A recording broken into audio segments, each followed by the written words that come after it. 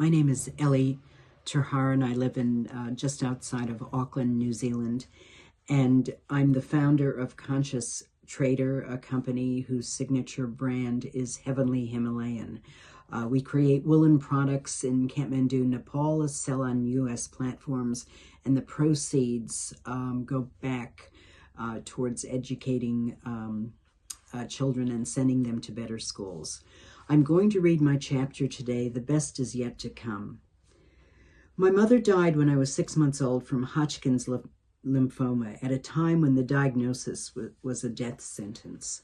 I have no memory of her being, her voice, or the sound of her laughter, only a vague understanding that her absence defined my earliest days. From that moment, my father became the central force in my world. He came from a working-class background and through determination and relentless work built a steel factory from the ground up. Yet he also chose to place me in the best schools, surrounding me with privilege, far removed from his own beginnings. I grew up with a foot in two worlds. One taught survival, the other taught possibility. Living between them gave me a perspective neither world could offer alone. I saw early on that material success and fulfillment are not the same thing.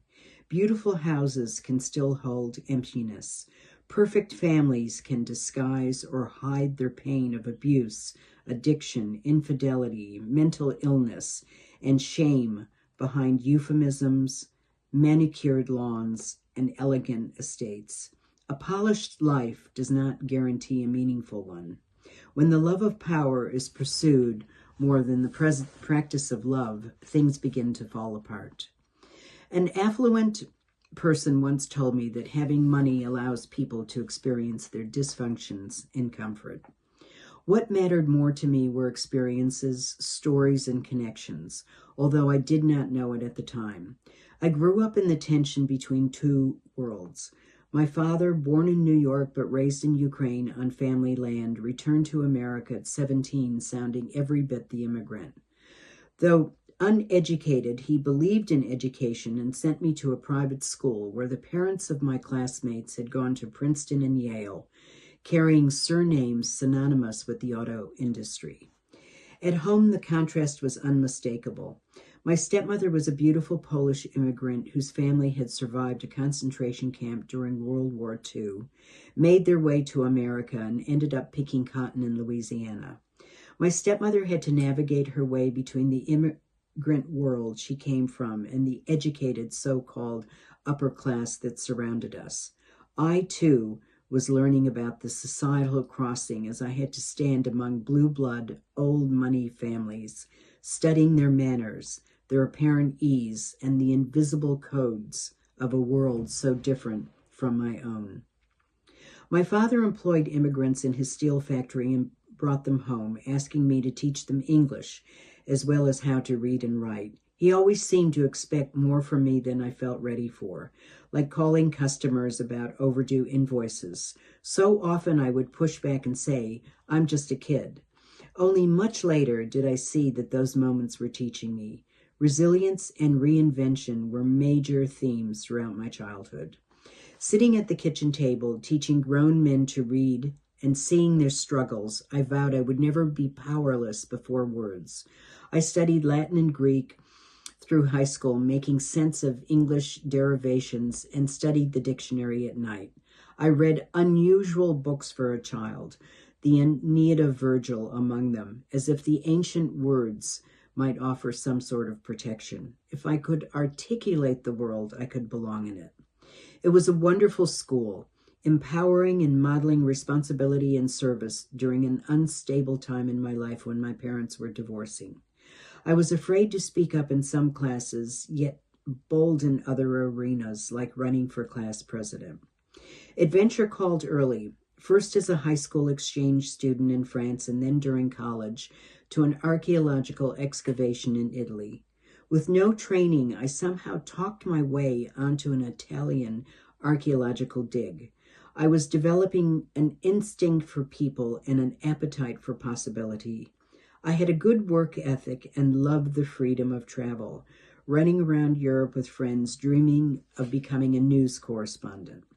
What better way to marry words and adventure? The conventional path, the climb towards status and approval, living a lifestyle centered around private clubs, golf courses, tennis courts, pools, and social gatherings, seemed a little absurd. I could see myself on the ladder, but the climb was heavy. I'd had a glimpse from the top. What looked like nirvana from a distance was filled with obligation and unspoken expectation. My tertiary education began at a small college located in an idyllic town in the Midwest. Streets lined with oak trees created a sense of calm and old world order. I loved my new friends, my classes, and new life as I was confident that I knew how to fit in. Resilience and reinvention were becoming themes in my life. I also had a car, and in the ordinary moment of offering a foreign medical student from New Zealand a ride to a party, my destiny changed. He liked to say he fell in love with the car first. He had come from a farming community in New Zealand and suddenly found himself in America working at a hospital. When he settled into the front seat of my XR7, his life changed forever. For a time, we lived between countries, moving back and forth across the Pacific, working in the U.S. for a few weeks, and then returning to New Zealand. The New Zealand patients were very forgiving of their doctor, taking time out each year to return to the U.S. There were unmistakable differences between the two countries. America offered scale, speed, and seemingly endless opportunity. New Zealand, by contrast, offered something a lot quieter and less measurable. We joined a small seaside medical practice, and I slowly settled into the rhythm of New Zealand life. Those years were filled with busyness. 3 growing children, friendships, sailing lessons, a marathon run, small town gossip, simple days. Children arrived at the local school barefoot. There were sausage sizzles and bake sales to raise money for the new auditorium. Kids safely played outdoors long after dark, a testament to a community held together by watchfulness and care. I still remember a headline in the local paper, "Chihuahua lost in Dairy Flat." The simplicity of it felt both reassuring and faintly disorienting. This was a place where such small happenings could be considered news. I only came to appreciate that much later. In those early years, most people were aware of the young doctor and his American wife. A friend once told me that some in the community had considered me exotic. I never felt exotic, only very far from where I had begun. Distance, I was learning, changes perspective more than identity. One day, I looked out of my kitchen window of our New Zealand home and mused, I think I live here now. My real energy pulled elsewhere, toward building something of my own. I became interested in a business venture and started a skincare line with an opportunity to export to Singapore. Living in a long, narrow country, New Zealand offered a different orientation to the world at large. One literally had to look up from down under, and there was Australia, Asia, and China. When you grow up in America, one tends to look from east to west as the horizon stretches from New York to California. A New Zealand acquaintance living in Colorado once remarked, I need an edge. I always felt far too close to the edge in New Zealand. Give me those wide open spaces and vast tracts of land. A friend of mine living in Nebraska told me she could drive on the open highway and not turn the wheel for miles. When my middle son was 2 years old, an Australian friend and I set out for Pakistan to visit a New Zealand couple stationed with the Red Cross in Karachi. It was the kind of decision that made perfect sense to me and almost none to anyone else. Motherhood was a new kind of resilience and reinvention, and even though my daughter and son were still young, I felt a real urge to travel to this Muslim country. In Karachi, the women wore burqas, which was so different than anything I'd ever known. As we became more friendly, we saw how their lives were shaped by faith, culture, and resilience in ways unknown to us as Western women. There was such an intensity. Karachi pulsed with life, crowded streets, heat, noise, the scent of spice and dust everywhere. The call to prayer rising above the noise was like a presence weaving through chaos. Everywhere there was evidence of endurance, people living within conditions that might have been overwhelming in the Western world. Visiting the ancient city of Tral, where ancestors of Alexander the Great resided with their almond eyes and aquiline noses, was a journey back through time. I fell in love with the mountains of the Hindu Kush and would go on to have many more mountain adventures, to Everest Base Camp in Nepal, to Machu Picchu in Peru, Kilimanjaro in Africa, Kota Kinabalu in Borneo, and on and on. Mountains are incredible teachers as their vast silence dwarfs human concerns. There is a humbleness and humility in their grandeur. Sherpas who summit Everest always say they didn't conquer the mountain, but that the mountain granted them passage. The wider world continued to beckon. Africa and a memorable canoe trip down the Zambezi River, Mongolia, Tibet, the Gobi Desert, Rajasthan, the quiet temples of Kyoto, the long blue fjords of the north, Finland, the wind-carved silence of the Arctic, the Philippines, North America, South America, Europe, Asia, Africa, and the Pacific come to mind. Hanging out with a family of gorillas in Rwanda was another turning point. We share this planet with these magnificent creatures only one DNA strand away. What a dizzying mirage on a beautiful planet. Each landscape felt less like a destination and more like an invitation. With every journey, the outer horizon widened and the inner horizon expanded. A dear friend, Erica, invited me to an Ashtanga yoga class, and I was hooked. We practiced religiously for years, our practice taking us to India several times, where we visited spiritual leaders and ashrams. Stand on the mat and all will be coming, said Patabi Joyce, the founder of Ashtanga Yoga. We were now doing soul work. A yogi told me in those early days, all this travel you do is only to bring you home. I had no idea what he was talking about. There's a saying, the best is yet to come. I had worked in the corporate world on projects and in companies, but couldn't find the soul in the work. KPIs, widening profits, and still burned out people, unspoken frustration, the absence of something remained. COVID struck in our country, like many places in the world, was in lockdown. The projects I was working on seemed to be unraveling by the day, and all I had was a keyboard. I started thinking about the mountains. An old friend had connected me on a previous trip to a Nepali woman named Pran. She was teaching in the Himalaya mountains in a village called Manang.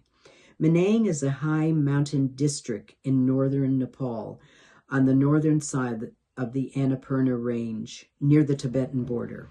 I phoned Pran and told her I had an idea to create woolen goods in Kathmandu, and she said, I am coming. She drove 2 days by open Jeep to meet me in a Kathmandu hotel, and I thought, what kind of woman does that? I couldn't wait to figure this all out. I was living in one country, manufacturing in another, and selling in a third, the USA. We would start a company and sell products in the US, and proceeds would go towards sending children to English-speaking schools. There it was. I had come full circle from the kid teaching immigrants to read at her father's kitchen table to creating Heavenly Himalayan, our signature brand, and using the proceeds so disadvantaged children could learn to speak and read English. The long lockdown phase of COVID in New Zealand allowed me to sit at my keyboard and figure out the logistics of how to pull this all together. E-commerce exploded during the COVID period when shopping malls were closed and people went online to purchase goods. I was getting up at 5 a.m. to jump on Zoom calls with other excited people. It was a steep learning curve, and I loved every minute of it. There were huge challenges in terms of warehousing, resourcing, funding, and tariffs. Between those practical challenges of moving goods across borders and the deeper reason this work began, I have learned that purpose is rarely straightforward. There were times when the numbers did not work, when support was uncertain, and when progress was slow. In those moments, what mattered most was continuing to show up as real change grows through relationships, trust, and small, consistent steps taken over time.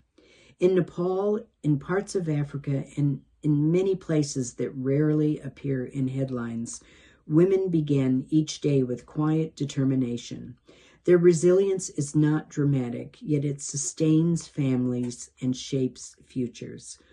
Watching this has been both humbling and instructive. It reminds me that meaningful work is not measured only by growth or profit, but by whether it creates real opportunity for someone else. Reinvention, I have learned, is not about starting over completely. It's about realigning, learning from difficulty, and continuing with clearer intention. A plane is rarely perfectly on course. It reaches its destination through small, steady adjustments. Even small efforts can open new possibilities. Education for a child, fair income for a mother, dignity in daily work. These outcomes may seem modest, yet their impact reaches far beyond what can be easily measured. Step by step, something begins to form, a future built on care, learning, and shared responsibility. And in helping widen the horizon for others, we often discover our own path becomes clearer too. Women everywhere carry remarkable resilience. Much of their strength is found in everyday survival and in their determination to give their children a broader future through education, from the Latin meaning to lead out, away from ignorance and into possibility. We as humans rarely do anything of significance alone. I am especially grateful to my wonderful family and to Erica, Jane, and Jordan, who journeyed alongside me to bring to life the vision of a business that serves as a force for good. Set your life on fire. Seek those who fan your flames.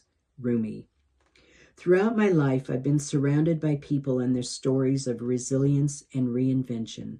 I'll always remember the Maasai woman who welcomed me into her dimly lit hut. I realized that I had more in my backpack than she had in her entire home. Those with little can be very happy, and those in luxury can be miserable. Resilience gives us the courage to carry on, and reinvention the willingness to begin again. As the Irish poet David Whyte wrote, everything is waiting for you. Thank you.